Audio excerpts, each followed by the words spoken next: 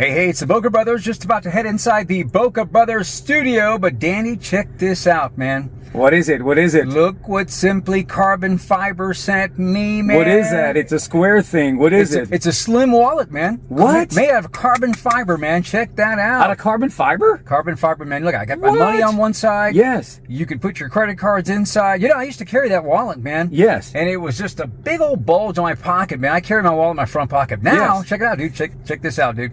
What? Boom. You got your credit cards. I got my ID. What? And, money on the outside. Got a little cash too? That's nice. Got the little cash, buddy. Hey, by the way, you still owe me $50. For what? From the last crawfish boil we had. Remember? We went halves. Hey, let's take a closer look at the Simply Carbon Fiber Slim Wallet. Check this beauty out. Where do you find them? SimplyCarbonFiber.com. If you're looking for that wow factor, yeah, you walk up to your friend or a family member and say, look at this. And I guarantee you, they'll say, wow. That's the way to go. SimplyCarbonFiber.com. Check them out. This is the history of the Chevy Impala SS. One of the most popular General Motors nameplates over its history is the Chevrolet Impala. The Impala story started back in 1956, when Chevrolet introduced a great-looking show car at the GM Motorama show, called the Impala. The show car offered a fiberglass body and became a big hit with consumers who enjoyed its great styling. The very first Impala SS, however, arrived in 1961, when Chevy offered either a 348 V8 or, later that year, the very first 409. The latter of which just 142 were built. This two-door bubble top started the Impala SS craze, and some even look at it as the first true muscle car. In this video, we'll focus on its last years of production. The 1994 through 1996 Chevrolet Impala SS will go down in history as one of Chevrolet's finest muscle cars. Sprouting from a 9C1 police package Caprice, GM designer John Moss stirred up the auto world when he brought back the Chevy Impala SS concept at the 1992 LA Auto Show.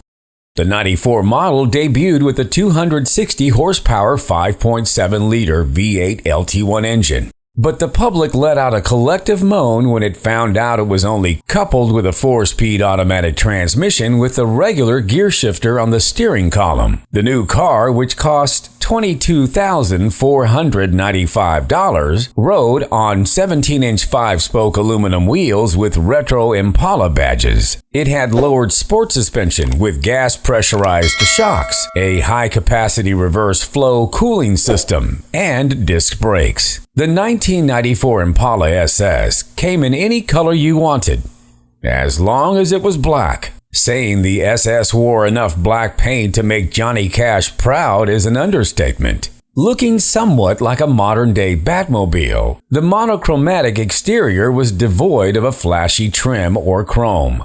Even the grille, taillight surrounds, and rocker panels were decked out in black. Inside, the Impala SS featured deeply contoured front bucket seats, a leather-wrapped steering wheel, and full instrumentation. Amenities such as power windows and seats, a tilt steering wheel, and AM/FM cassette sound system round out the goodies included with this performance sedan. The 1995 SS continued with two new colorways, dark cherry and green gray, two options that don't stretch too far from the jet black signature. Forget about the two extra doors, as many consider the 1995 Chevy Impala SS a true muscle car. That cannot be denied. The SS designation is included for a reason. Just when you thought muscle cars were mostly a thing of the past, Chevrolet had the gumption to step up to the plate, and with their 7th generation Impala loaded up with a solid V8 engine. What was it that led Chevy to the decision to beef up the Impala? Perhaps the price of gas in 1995 was a factor, which was not too terribly high considering the cost of housing and other key expenses. All in all, the car fared well mechanically, sporting just 2 safety recalls. Regardless of why the 1995 Impala SS was built, At the time, it must have been quite a treat for those that preferred Impalas but wanted some additional horsepower. Unfortunately, this particular model had relatively few options to choose from, and yes, it looked like a cop car. But imagine the fun of pulling up behind a couple of your buddies while in this vehicle, and the power of the V8. It would not be hard to keep up with most cars on the road. Chevy stuck with the hot rod mentality and manufactured the 1995 Impala with rear-wheel drive. As with the 94 model, the 95 had an LT1 V8 motor, which was similar to the Chevrolet Corvette engine at the time. Although the Impala weighed over 4,000 pounds, it could still pull a 0 to 60 in a respectable time of under 8 seconds. For a four-door sedan with a 4-speed automatic, this is simply a mechanical feat due to the weight,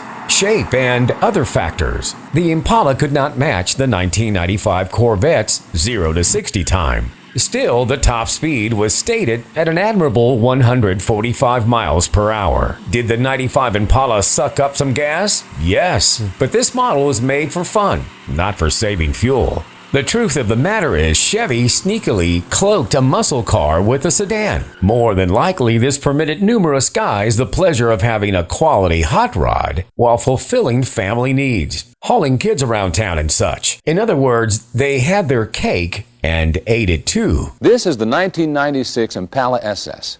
Its style and performance characteristics have placed it in high demand. Along with the Caprice Classic, it provides a full-size buyer with safety, roominess, luxury, and outstanding trailer towing capability. Feature for feature, the Caprice Classic and Impala SS are the best full-size values in America.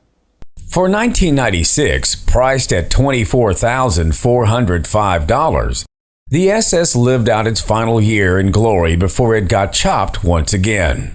This time with the Caprice as well. Despite its imminent demise, Chevy fixed pretty much every bug from the previous models, uplifting an already great vehicle. The instrument panel was completely redone to include a tachometer, and they moved the shifter to the floor, making it a more distinct sports car and separating it further from the Caprice. It goes without saying that great looks and features mean nothing if the car can't perform. Chevrolet gave the Impala SS an arsenal of equipment designed to help the car hug the road, including specialty tuned decarbon shocks and coil springs on each wheel, along with a special ride and handling suspension that helps keep the car firmly planted on those winding country back roads. Quick radial power steering and a limited slip differential keep the driver in control when road conditions turn nasty. Large diameter disc brakes and a 4-wheel anti-lock braking system bring the SS to a halt when the ride is over. Just like its predecessors, the SS is a car that has plenty of road manners, but when it's provoked, it can get down to business. One thing is for sure, the 1994 through 1996 Impala SS is a car that has retained its value over the years. A quick scan of listings online reveals prices close to sticker and above for low mileage examples. If you're willing to settle for a car with a few nicks and scratches, as well as some miles racked up on the odometer, you can get one for around $10,000. That price is fairly reasonable for a V8 performance car.